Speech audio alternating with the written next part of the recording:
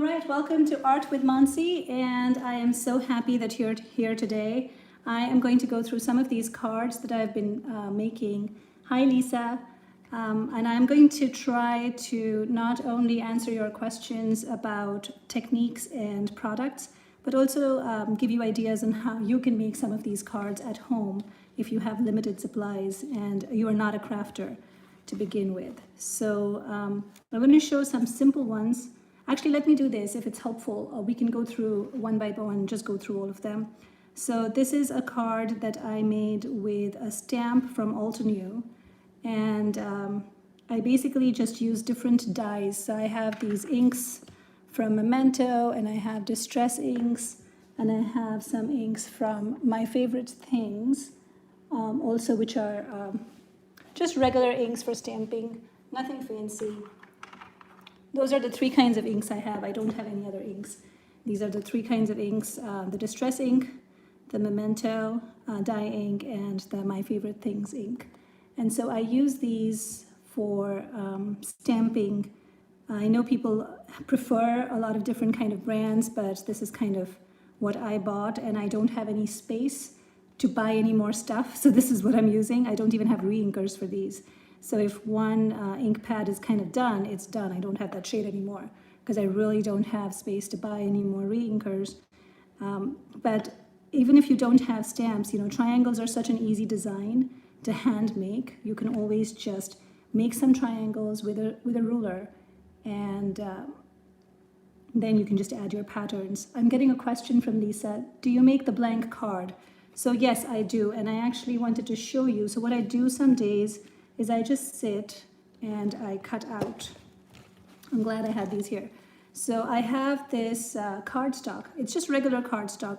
You can get 110 pound, 100 pound cardstock. I have this in various colors. They come as 8.5 by 11 sheets, and I go half and then half again. So an 8.5 by 11 sheet will yield 2 of these cards. These are A2 size cards, and they're 4.25 by 5.5. That's their measurement. These are all different cardstocks. Most of these are 100 pound. If you want the 110 pound cardstock, which is a bit more sturdy and hefty, then I recommend buying the Nina Solar. It's on Amazon, readily available, ships in 2 days. I'll put links to all the things that I'm talking about in this video in the description of the video later today. And if you're a newsletter subscriber, I will send you an email which will have these links as well. If you want to sign up for the newsletter and you are not already subscribed, that link is also available in the description of this video. So these are all from Michaels. I had bought these paper pads from Michaels when they had a buy one get 3 free or some ridiculous sale like that, and just 100 pound 110 pound cardstock. So I do white, I do a variety of different colors, and some days when I have time, or I have to not really when I have time, when I'm assisting my daughter with her homework and I need to be there next to her, but I don't just want to be sitting there while she's figuring stuff out, I just sit with my paper trimmer and start cutting these and folding them. So yes, I do make my cards from scratch. And also, I do also make my envelopes. So I don't want to get ahead of myself, but while we're talking about all of these things, making them from scratch. So again, this is from 80 pound paper. So I make my own envelopes. This one has a bit of glue stuck to it. I do not have an adhesive remover. That's on my list of things to buy.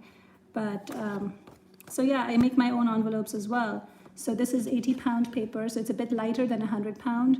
And I have this cool little thing from We Are Memory Keepers that has made my life so much easier. Instead of having to guess how to make my envelopes, I'm just pulling it out here so you can have a look at it. So this is an envelope punch board, and all I have to do is read what kind of measurement. So I usually make A2 cards, so it tells me that I need an 8/1/8 by 8/1/8 paper size. So I take my 8.5 by 11 sheet and I trim it down to the 8/1/8 measurement. And then for scoring, I bring that 8 1/8 square sheet over here. I line it up to one of these measurements, which is also part of this grid. It tells you exactly where to place it, and then I just score it. And then I turn it around and score it again, turn it around and score it again till I get something that looks like this. And then I can just fold and glue, and I have my envelope. Ta-da! It's really that easy. And then I like to stamp something like a Happy Meal on this so that it's customized. Now for the graduation card, some of you have been following all my owls that I've been sharing on Facebook and Instagram. So for those, I didn't just do the happy mail. I also made the envelopes colorful.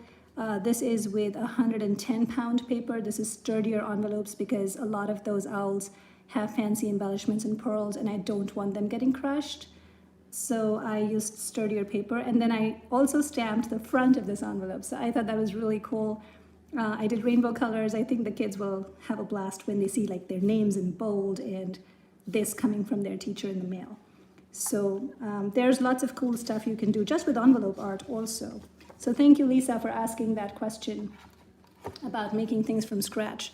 It's always a good idea because you can, if you don't make custom sized cards, for example, if you don't make an A2, if you make a longer card, you make a circular card, you make a square card, or you make just an oversized card for whatever reason, you want to be able to fit it in an envelope. And if you don't have a standard size envelope and you have the ability to make one, then why not?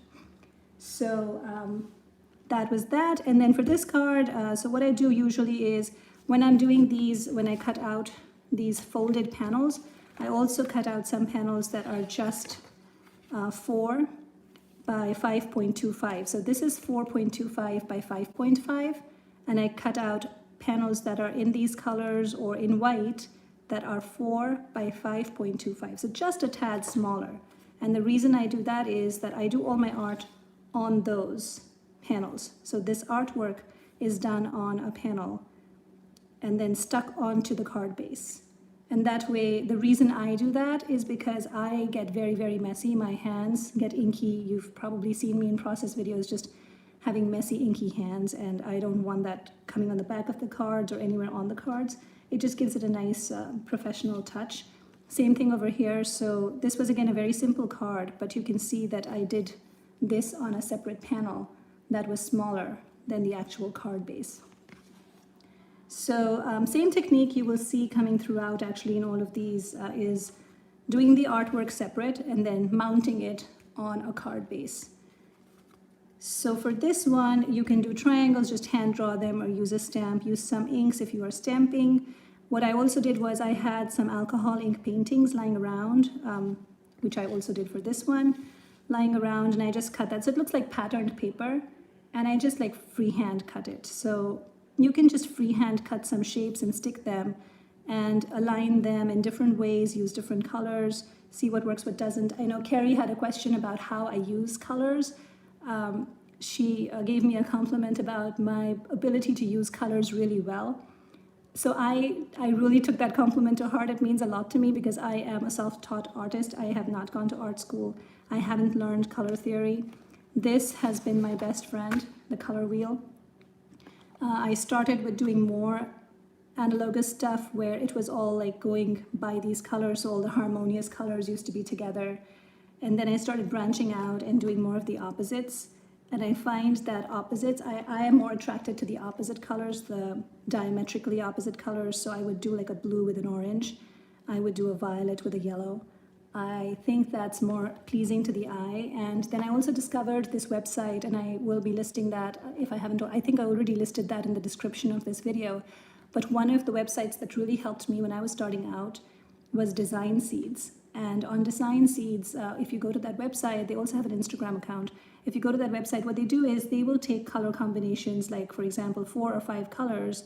I think it's usually between 3 or 5 colors. They'll take like a yellow, a blue-green, and a red. And they'll show you different combinations from that color combination so you can see, or they'll get their inspiration from nature. And they'll have an image of a rose, and they'll see all the shades, the various shades in the rose along with the leaves. So you'll have something like a red-orange, a yellow, and then you'll have some green. So it's this side of the color wheel that is then being followed. So I've just been paying keen attention to what that website says and also kind of studying my color wheel. And a big part of it, I won't lie, is just instinctive. It's just what looks good, and I will play with things for hours sometimes to see what looks good, what feels right. And I don't really have a good way of describing it any other way than it just feels right to me. And I do get validation when I post something online. You guys are really quick about telling me what works and what doesn't. So there might be color combinations that I love that you guys hate. So color is very perceptive, it's it's, what am I trying to say here? It's very personal, it's very subjective, but there are some universal color schemes that appeal to everyone. So that's kind of my take on color theory. So a simple way of making this card, as I was talking about, was just making some geometric shapes. It doesn't have to be triangles. You can do circles, you can do rectangles, squares. And if you don't have die cuts or stamps to put a sentiment in, you could always just take a thin strip of white paper and take a black pen or whatever color pen you want to take and just do all caps and put that in. So it doesn't have to be very complicated. Card making isn't. Like over here, I did not even use a stamp or a strip of white paper. I just freehand, just use a ruler. I just put a ruler down here and make sure it was straight. And then I took a regular black pen and just wrote "Thankful for you." So it doesn't have to be fancy. And if you don't have paintings lying around, I have tons of them, which I don't know what to do with. So I've been cutting them up and using them creatively, like in this triangle or in this circle.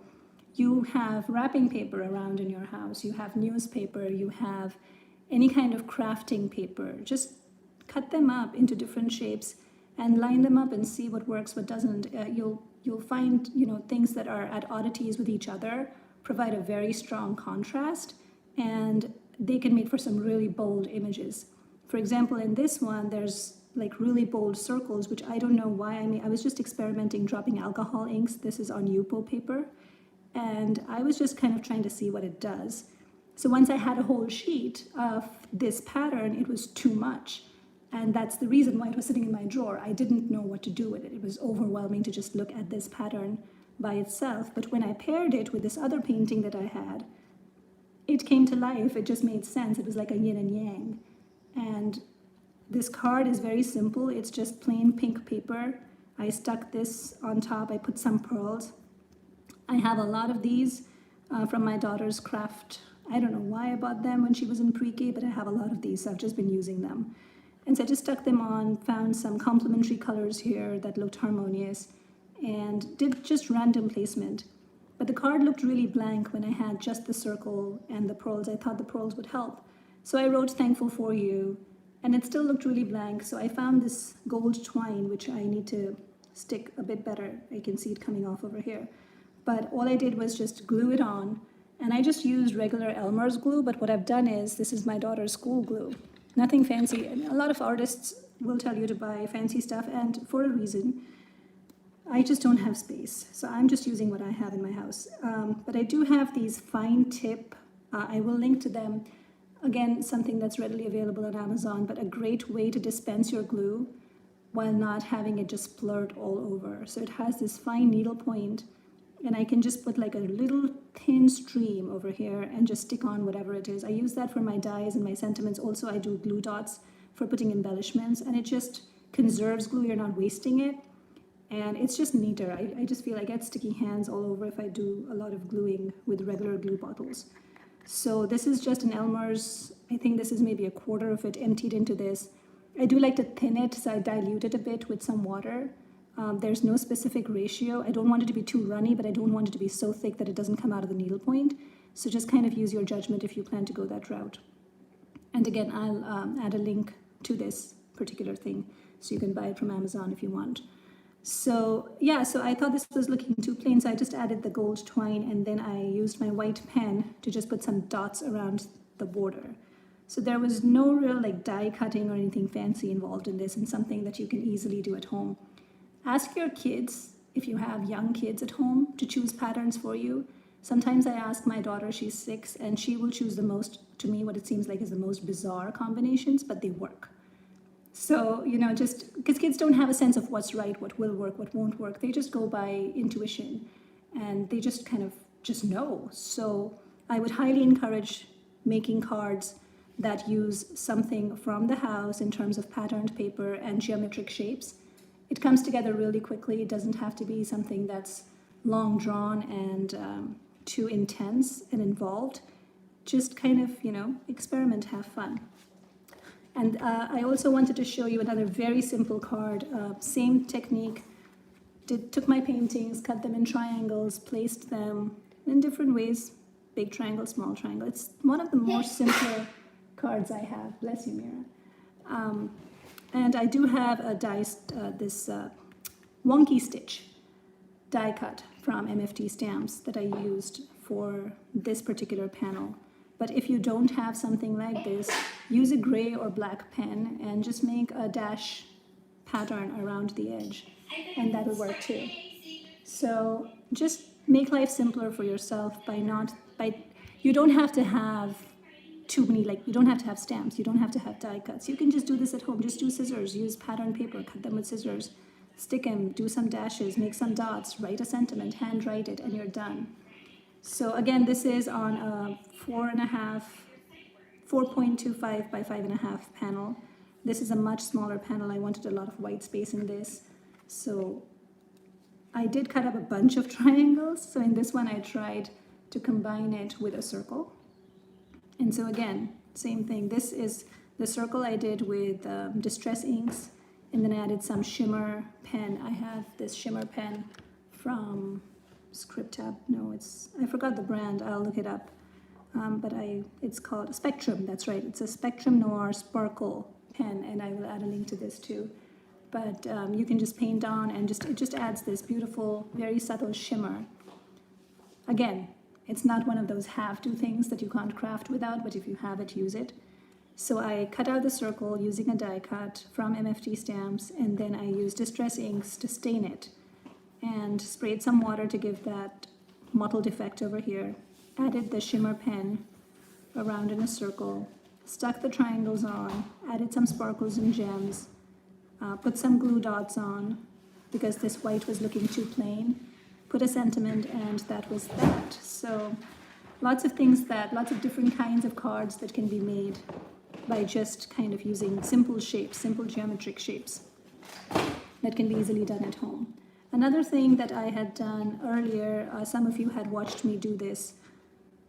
I think it was a Facebook live video that I did. It was called Fattening the Curve, Mindless Scribbling. A lot of you did mindless scribbles with me, which was fantastic. I loved seeing what everyone else did. Take a piece of paper. Essentially what this was take a piece of paper. It can be any kind of paper, doesn't matter. Use a Sharpie or a black pen to make random squiggles, fill them in with color and patterns. And what I then did, from one sheet of paper, I was able to get 4 or 5 different cards. And I cut them up. I did not follow any guidelines in terms of what size they should be. All I did was, when I mounted them on my 4.25 by 5.5 card base, was that I had another base that was kind of giving this card base a margin, a look of a margin. And then I just had these strips cut out in different sizes. I really wasn't following any rule over here. It was just whatever size. And these are very simple. Again, you already have this, you made this, you cut it up. And you could even cut this if you don't have patterned paper, you could just cut this into circles and into triangles, and you have original art that you can send to your loved ones or to people that you're sending greeting cards to. So actually, I'm going to try that. I just thought of that as I was talking, because that is such a cool thing to send some original art, but then playing with different shapes. And you can always scribble a note. You don't have to have a stamp. And there's nothing to this, really. It's just mindless scribbling. You're doing something zen for yourself, and somebody gets a card out of it. What's not to love about that? So I encourage you to do some mindless scribbles and do that. Another variation of the mindless scribbles, I didn't make a live video of this, but this was some ink smooshing. So what I did was, on this mat, this is a slick mat that I have, and I took some distress inks and I just stamped them on to the mat, and I sprayed some water. Again, random colors. I don't even think I was thinking what colors. It was whatever was accessible. I just picked it up and laid it down. So I dabbed it over here. I sprayed some water. I took my paper. This is not watercolor paper or anything. It's just regular, so you can see the stains on the back. It's not thick paper. So it's just regular paper, and I just put it down and I smushed it and smushed it and smushed it. And it had this random ink pattern on it. So it looked like blah, you know, you look at it and you go, okay, now what do I do with this? Then Kathy Rakusin, who is this amazing human being and card maker and painter, she did a live Zoom call with my daughter on her birthday. That was one of the requests my daughter had made, to talk with an artist and have the artist talk to her friends. So we had done a Zoom video, and this was a technique that Kathy taught my kid and her friends on the live Zoom call. So what she did was, it was really cool. Take a journal, any book or a ruler, and just place it like this at the corner and start making big, bold lines. Just like keep turning the paper around and just keep doing big, bold lines, and keep going inside and all the way through. Random lines, doesn't have to be, but you just keep rotating the paper and you just keep drawing those big black lines. And then you go in and you just make those lines a bit darker, and you start seeing this pattern emerge. And it's just such an easy way of making something custom. And all I have to do now is put these on one of my cards that I already have cut out.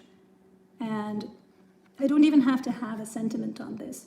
It can just be it by itself. If I want to have a sentiment, I can maybe put like a strip of paper over here and handwrite it. And it's a card ready to go in the mail, and it's your personal art that you made. Your kids can make this. Wouldn't it be fun if you sat down with your kids, if you have young ones especially, and you did it with them? That would be so cool. It can be their art, but it's kind of the kind of art that people want to keep, not the kind of art that people go, oh, what am I supposed to do with your kids' art now? So I thought this was a really fun one. And in this one, what I did was I had some harmonious colors going. It wasn't more of a, this one is more of a rainbow. I think this one is more of harmonious colors, but it didn't look like it had come together until I made the lines super thick in this one. And then I used the same shimmer pen. And I don't know if you can actually see the shimmer, if it catches on video, but in real life, it's really sparkly. And it's not the in-your-face sparkly, but a very nice, subtle kind of sparkly. So in this one, it was the same smushing technique. I just had my blue, green, and yellow ink over here on my mat, and then I just smushed it. And I lifted it up, and it was very ordinary, for a lack of other words. And then I just did the black outline, like I explained for this card. Same thing, just kind of keep rotating it, keep drawing lines, use something that, a ruler or anything that has an edge, and this will emerge.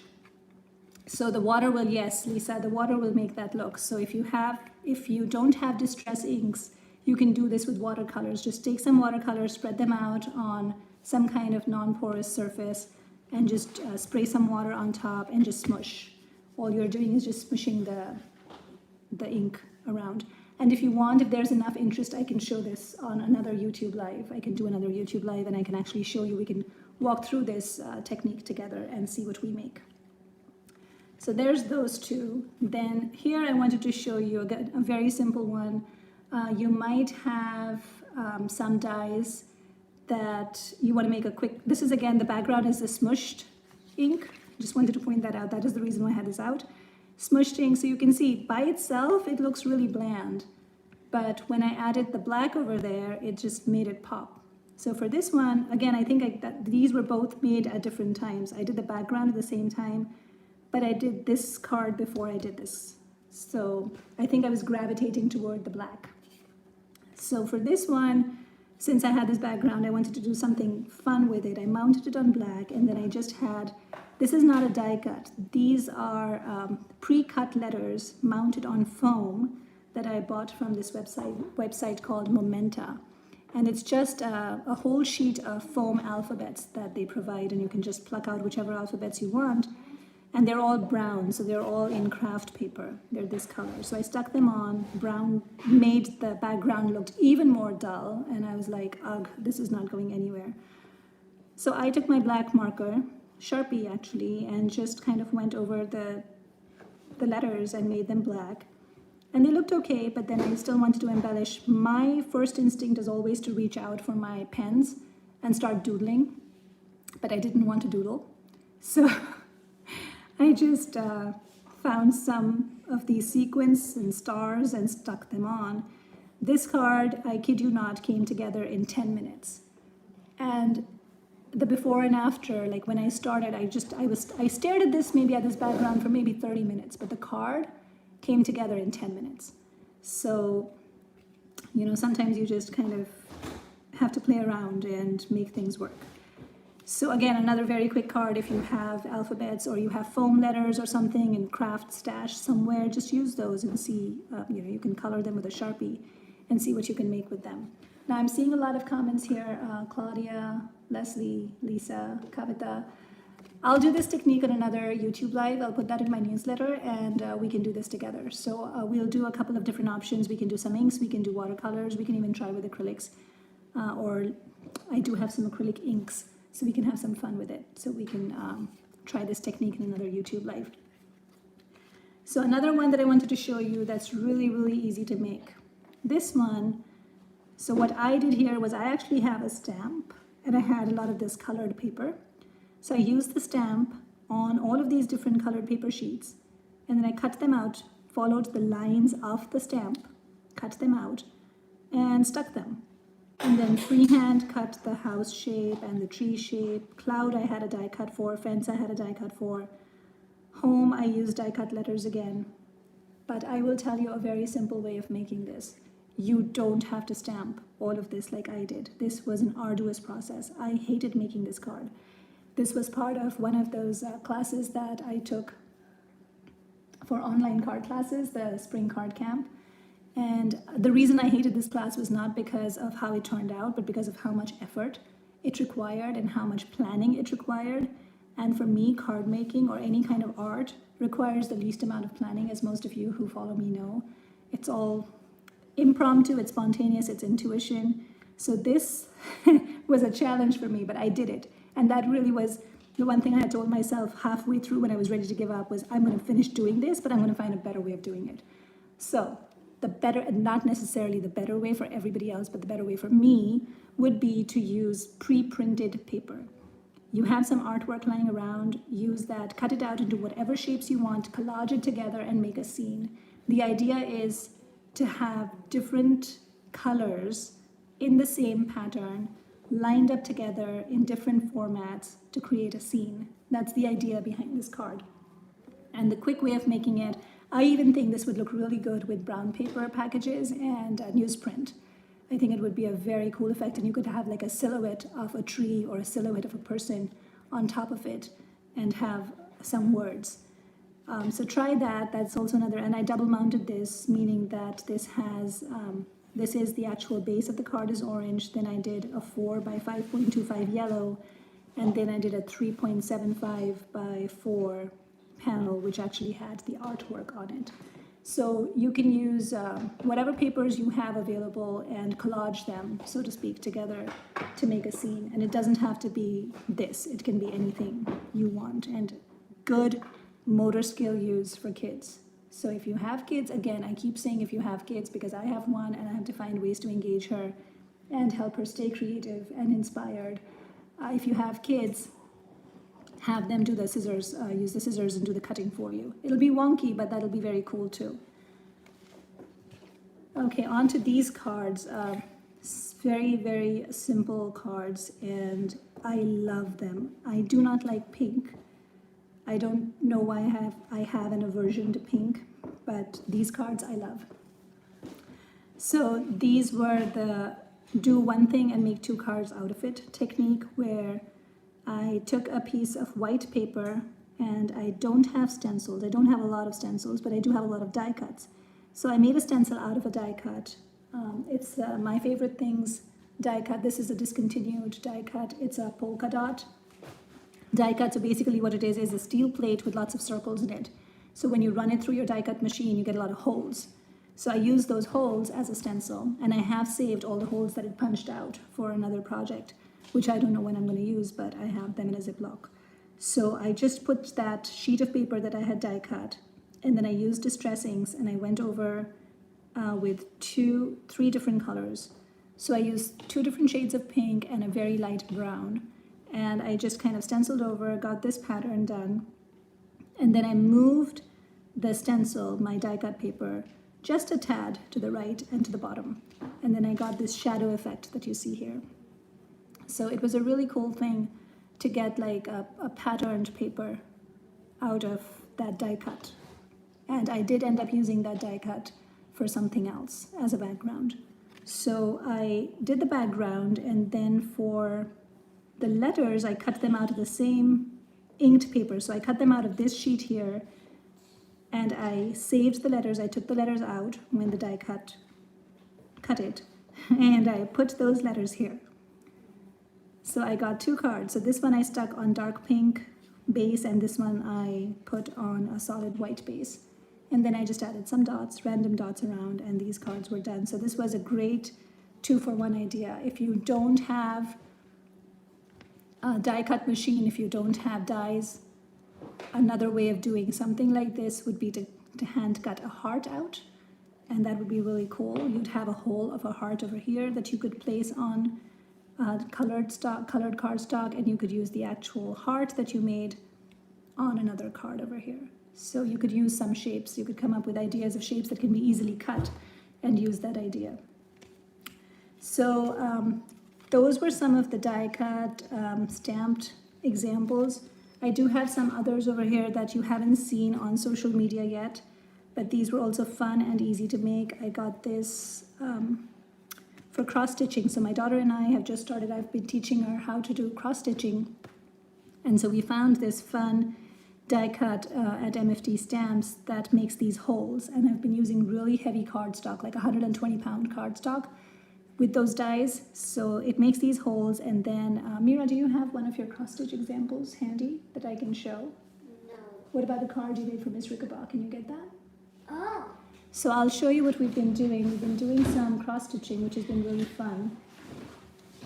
And an example of that is this card that Mira made for her teacher. And if you happen to be in our class and are here joining us, please don't tell her that we're doing this. But so this die cut cuts out these holes, and then you can go in and cross stitch and then mount them on a card base and put some die cuts on and make it into a card. So what I did here was these didn't punch through all the way, and I hate throwing stuff, so I keep everything. This didn't punch through all the way, so it just kind of made the impression of the holes, but there are no holes, and I didn't know what to do, but I didn't save them. I didn't want to throw them, so I saved them. So then I ended up using it in these two cards, and these are again die cuts. So for people who don't have die cuts, this would not be something you would be doing, but I just wanted to share these because I thought they turned out really cool. Watercoloring, I'm doing watercoloring again. I picked it up after about 30 years of not doing them. People have been asking me how old I am because they feel like I'm too young to say that I haven't been doing something for 30 years. I will be turning 42 tomorrow, and the last time I did my watercoloring was when I was 12. So that was in school. So I did pick up watercolors many, many, many decades later, and I'm having a blast with them. So this is one of those examples of some watercoloring that I did using a die, and I did embossing in this one before I did watercoloring because I was really afraid that my colors would bleed all over the place. I am not going to be embossing and coloring anymore because I think I'm getting my touch back. But this is a very simple way of doing watercolors if you are indeed afraid of having them blend all over the place. When you stamp your image, you use Versamark ink and you emboss it, then that creates a dam in all of these lines of the stamp, and your watercolors will not bleed. Oh, thank you so much for all the birthday wishes. I appreciate that. I'm all about big birthday surprises and stuff, so I am looking forward to tomorrow. And I'm being told that there's a lot of whispering that's been happening in our house. So I know that they're planning something. For Mother's Day and her Well, and for Mother's Day too, because Mother's Day is Sunday. Yeah.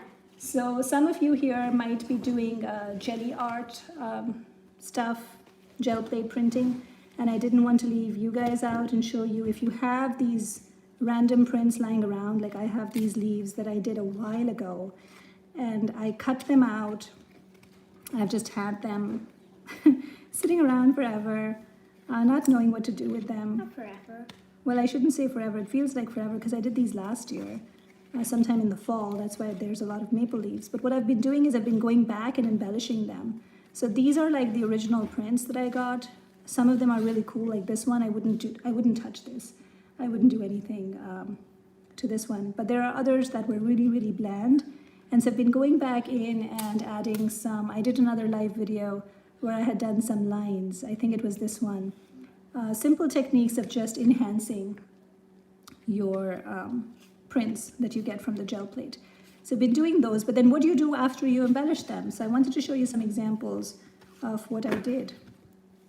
No, I think I did this one in the YouTube live or the Facebook live earlier. So this is what you can do. And once, a lot of you have been telling me that you're going to be buying the gel plates. If you have one, if you're about to buy one, just let me know, comment here. We can do a YouTube live on some basic things that you can do when you have a jelly plate, no matter what size it is. Some basic ideas on how to get you started, some layering techniques. I'm happy to do a YouTube live on that too. So this is what I've been doing with those. I've just been kind of mounting them on this. Now this is very neat. This is a pre-embossed 5x7 Strathmore cardstock that I got from Blick Art Materials. I'm not sure if they have this in stock. This tends to go out of stock very, very fast.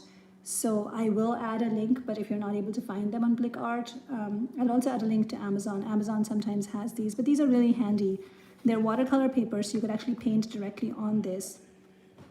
But I use them for mounting. So I did a triple mount in this. And so there's a black mount, then there's a craft paper mount, then there's a white mount. And then I put one of these because I'd already cut these. The size of these was determined, of the prints was determined by the size of the gel plate I used. I used the 5x7 and then I trimmed them. So this is basically what you get. So you can make cards out of your gel prints, and they don't have to be leaves. They can be anything abstract because, you know, it's just fun adding some color to a card panel and then putting a sentiment on and you're done. Another thing for those of you who are not crafters, I know everybody takes photographs. All of us do. So this is a photo from Cabo. We used to go there every year in April, and I used to take a lot of photos on the beach. I don't know why, just something about the beach was so appealing. Not photos of the family, not photos of anybody in particular, but just random shots. And I also used to take a lot of nature photos, which I'm sure if you go through your stash, you'll find them too. And I just went to walgreens.com and I got these printed. And then they somehow looked better as squares, so I trimmed them as squares, but I'm sure there are websites where you can get your photographs printed as squares. If you like the idea of squares, if you don't, just know that when you're mailing a square card, it does require extra postage because it's not machine sorted, it's hand sorted. So a lot of people don't do square cards for that reason when they're mailing cards. But if you want to do square cards, then you can trim them yourself or you can get them printed. I'm sure there are websites that do that. But then what do you do with this once you have these prints? I have maybe 120 of these. I went crazy. I went through all my photos and I got a lot of them printed out. So this is what I'm doing with them. This is from, I think 5 or 6 years ago I have this photograph. I also used to do a lot of iPhoneography, so I used to modify them on my phone using lots of different kinds of apps. I have an account on Instagram and on Facebook that's, I guess I could call it defunct because I'm not spending that much time doing any more iPhoneography. I started getting vertigo looking at the screen as much as I did, so I started avoiding it. But if you have apps, and there are so many good ones now that you can use to modify your photographs, then just use those, get these prints, and this is all freehand. So I just took a black piece of paper that I had lying around. I never throw any of my scraps. So when you're trimming stuff to put on top of your cards, find a box and start saving your scrap paper, because you're gonna end up using it in things like this, where you need a strip of black paper and you'll have it handy. And I just took a gold pen and I wrote thinking, all caps, of you, again with a gold pen, and then I added some gold dots. So very simple. It's got like a subtle sheen to it because of the gold dots. And then I just, this is the third step of the process, cut out some cardstock in a square that matched the size of the square that I had cut of the photo, mounted it on craft paper, and then I just have cards now that I can mail to people whenever I want to mail it to them. And they all say thinking of you, which could be for a birthday, it could be for an anniversary, it could be just because I'm missing them. These are all embossed, so this is all, I do not like embossing powder. I do not like embossing. I am trying to get over the fear of doing it. It's just too messy. Powder gets everywhere. I do not have space to have those fancy, they're not fancy, the boxes that you can just dump your powder in. I just don't have space for that, so I just have them in those small bottles. And so it just gets everywhere and it drives me nuts. So I started doing the embossing, but then I just kind of got over it. And so I started writing it myself. And I really think doing the handwriting is just so much easier, more personal. And if you do all caps, it doesn't matter what your handwriting looks like. If you do all caps, that's my secret. You cannot go wrong. So just use a ruler and just use all caps and you're good to go. And thank you so much for all the compliments on the photo cards. I do think they came out really pretty. They're very simple, but like this is such a classic image. I took this photo when we were house hunting at that time, and this was some house that we went to, and it was staged.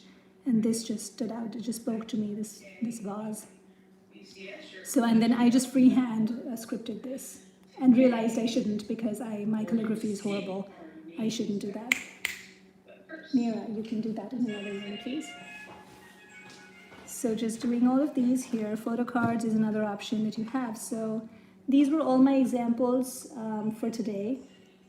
If people are interested, I am seeing the comments and I am realizing that you would like a class, a YouTube live demo where we can do this technique together, where we smush some inks down and make some patterned papers and have them ready for cards. If there are other specific techniques besides this and the gel plate basic layering, please let me know in the comments and I'll start scheduling those so that your time can be used wisely and you can have some fun on Friday afternoons and not just listen to me talk. So we can plan on doing that. But thank you so much for hopping along today. I really appreciate it. I will add all the links of all the things that I talked about today, but it'll be later around 4:30 my time. It's about 2:42 right now, and my daughter needs to get on Zoom and we're doing a presentation for her class teacher. So I need to be doing that for the next 30 to 45 minutes, but then I will come back and I will add a list of all the links for things like the pen and this glue bottle and stuff like that, so you have that handy. And I will also add those links in my newsletter. So have a wonderful, wonderful weekend. Happy Mother's Day to everyone who celebrates. And thank you so much for taking time on your Friday afternoons to join me on this live session. Stay healthy, everyone. Stay safe and keep doing some art or whatever meditative practice you do to keep your zen. And I will see you all next time. Thank you.